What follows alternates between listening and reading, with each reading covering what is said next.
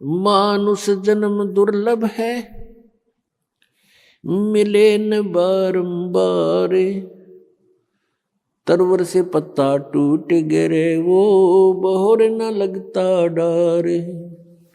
राम रटत कन्या भली, साकेट बलो न पूते।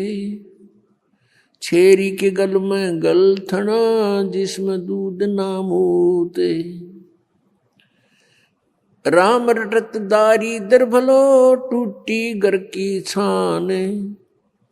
वो कंचन महल किस काम के, जहाँ भक्ति नहीं भगवान।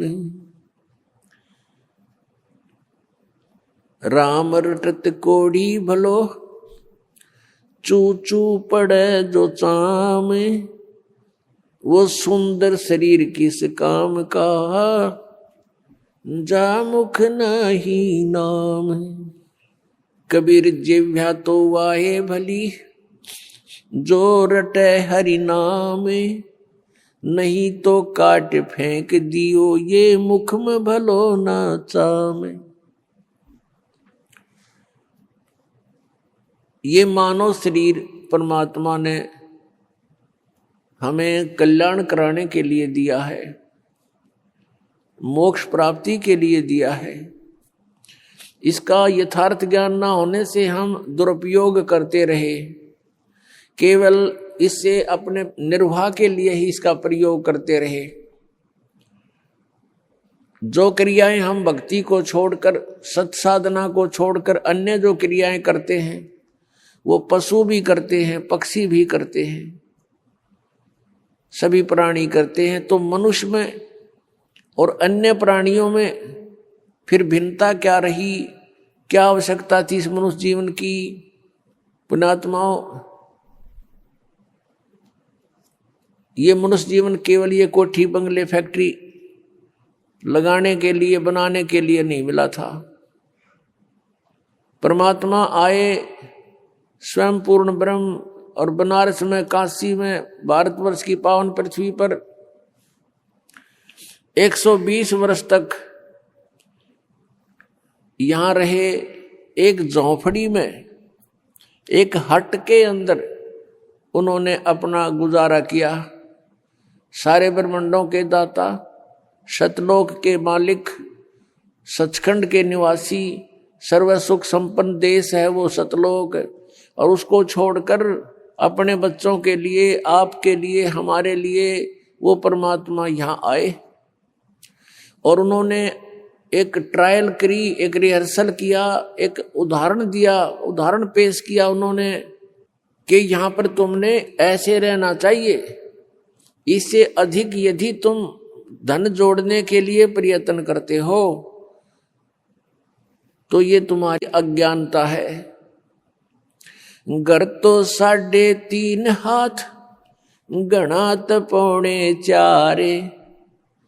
कह कबीर अधिका गहे, ताको नहीं विचार। ये अब प्रत्येक प्राणी, मनुष्य शरीरधारी का प्रत्येक प्राणी का शरीर 3.5 हाथ का, उसके अपने 3.5 हाथ का होता है। तो परमात्मा कहते हैं यदि आपने एक कोठी बना ली, ऊपर नीचे 3 मंजिल बना दी, और 4-5 कमरे एक मंजिल में हैं, 15-20 कमरे आपके पास हैं, कक्ष हैं, तो उसमें कहाँ सोते हो आप? एक कक्ष में एक चारपाई जो 3x6 की होती है, उसको किसी कोने में डाल ले उस कक्ष के कमरे के, बाकी कोठी व्यर्थ है। तो पुण्यात्माओं, हम जीव हैं, हम देखा देखी करते हैं गलतियां, और वो पीव थे, सर्व संपन्न होते हुए भी कभी भी डगमग नहीं हुए, एक झोंपड़ी में आजीवन रहे। वो ये दिखाना चाहते थे यदि तुमने कल्याण कराना है तो यहाँ की सब आवश्यकताओं को मिनिमाइज करो, बहुत कम बनाओ, कम करो। और ये अननेसेसरी जो आपकी रिक्वायरमेंट है, अनावश्यक जो आपकी आवश्यकताएं हैं, ये आपके भक्ति में बाधा है, ये टेंशन पैदा करती हैं और टेंशन से भगवान की भक्ति नहीं बनती। आप ये देख करके कि उसने ऐसी कोठी बनाई मैं भी ऐसी बनाऊं, उसने इतना पैसा कमा लिया मैं भी कमाऊं। आपने परमात्मा पाने के लिए परमात्मा कबीर जी द्वारा दिए गए उदाहरण, उनके द्वारा दिए गए ज्ञान को आधार बनाकर कदम रखना पड़ेगा, तब हम सफल हो सकते हैं। नहीं तो ठीक है, जैसा आप भक्ति करोगे वैसा फल आपको मिल ही जाएगा, लेकिन ये फल आपका यहीं बर्बाद हो जाएगा। स्वर्ग में चले जाओगे इस काल के होटल में, वहां अपनी पूंजी व्यर्थ करके आपकी आंखें नहीं खुलने देगा, फिर ये इतना सुख दे देगा ऊपर स्वर्ग लोक में। जिस झूठे सुख को आप सुख मानते हो, ये सुख स्वर्ग में सबसे ज्यादा है। बकवादें करना, सुंदर सुंदर औरतें, शराब पीना, सारी सुविधाएं, काजू किस्मत सेब संतरे, बड़े सलोट मारनी है, वहां नरे मिलेंगे, लेकिन वो होटल है, रेस्टोरेंट है, और वहां आपकी पूंजी व्यर्थ होती है। जो यहां आपने धन कमाया था वो वहां व्यर्थ करवा के फिर वहां से धक्के मार देंगे तुम्हारे, और फिर नरक में ठोक देगा।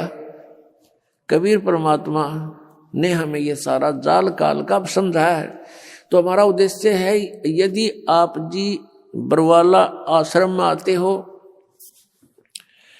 ठीक है, पहले तो पुण्यात्मा दुख निवारण की ही इच्छा करते हैं, उसके साथ साथ फिर उनको ज्ञान भी प्राप्त हो जाता है।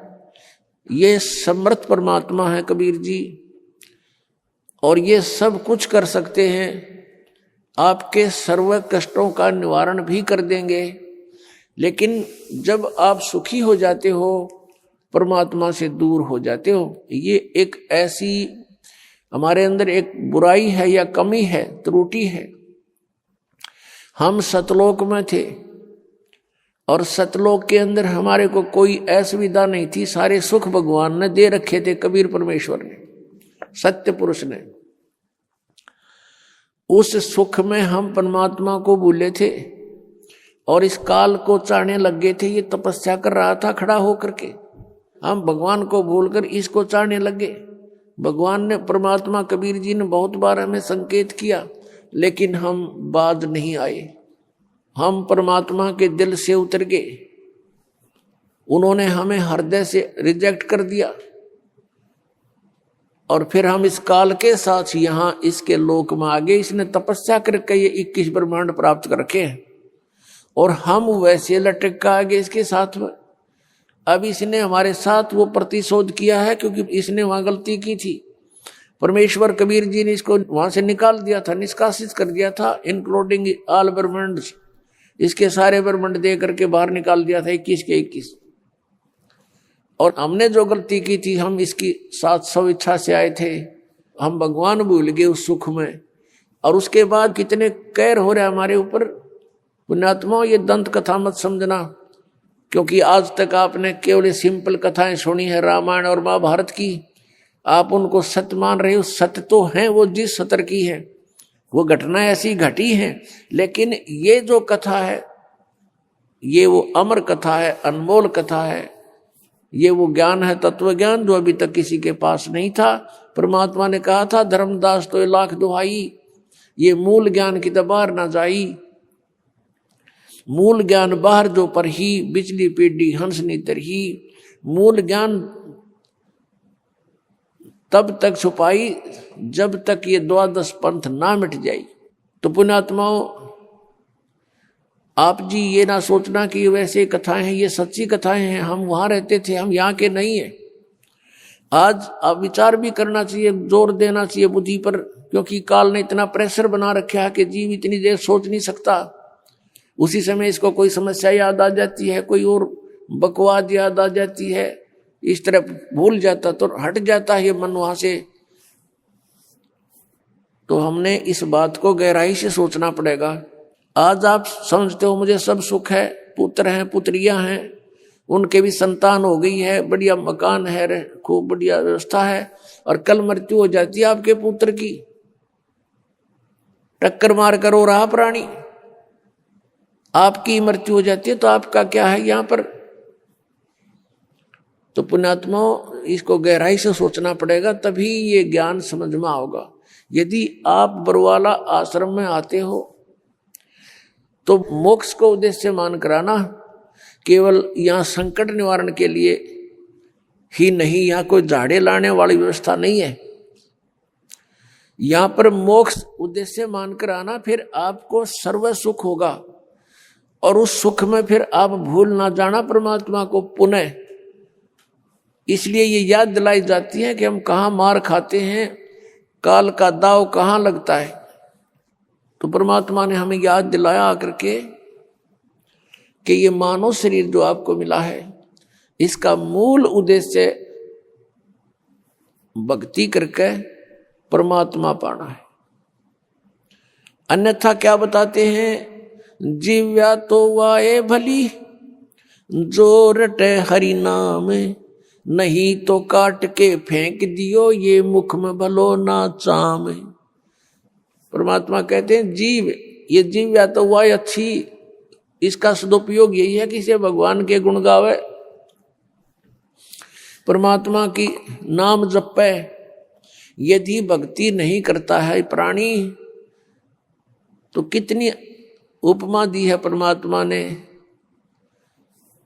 कि इससे अच्छा फिर तो अब जीभ की जरूरत नहीं, मुंह में चाम अच्छा नहीं होता, इसको काट के फेंक दे इससे अच्छा था। अब ये ना समझना कि मालिक कहते न काट के फेंक दो, नहीं, इसका गहराई से सोचो कि इसका सदुपयोग करो। उनका उद्देश्य कहने का ये है, अगर तुम भक्ति नहीं करते तो इस जुबान का कहाँ प्रयोग करते हो। जैसे कोई शक्तिशाली व्यक्ति है, बलवान व्यक्ति है, और दुर्बल व्यक्ति को इस जुबान रूपी तलवार से ऐसा जख्म कर देता है, ऐसे कुशब्द बोल देता है, वो दुर्बल व्यक्ति रोता रहता है, आत्मा से वो चिल्लाता, अंदर अंदर उसकी कसक रोता रहता है, आत्मा बद्दुआएं देती है उसको। तो कहते हैं इतय पराई आत्मा और जीभ बांध तलवार। परमेश्वर बताते हैं कि तुम सदुपयोग ना करके जुबान का, जीभ का दुरुपयोग करते हो, दूसरों की आत्मा को चोट पहुंचाते हो और कहीं किसी की झूठी गवाही दे देते हो, या कोई सारा दिन अपने पेट के लिए 100 झूठ बोलते हो, 100 हेरा फेरी करते हो, इससे ऐसे रागनी गाते हो, गाने गाते हो, तो ये दुरुपयोग कर रहे हो आप इसका। केवल टेस्ट करते हो, स्वाद नारे नारे लेते हो जीव्या से, तो इसका केवल इतना ही उद्देश्य नहीं था। इसका मूल उद्देश्य परमात्मा के गुण गाना और राम का नाम रटना है।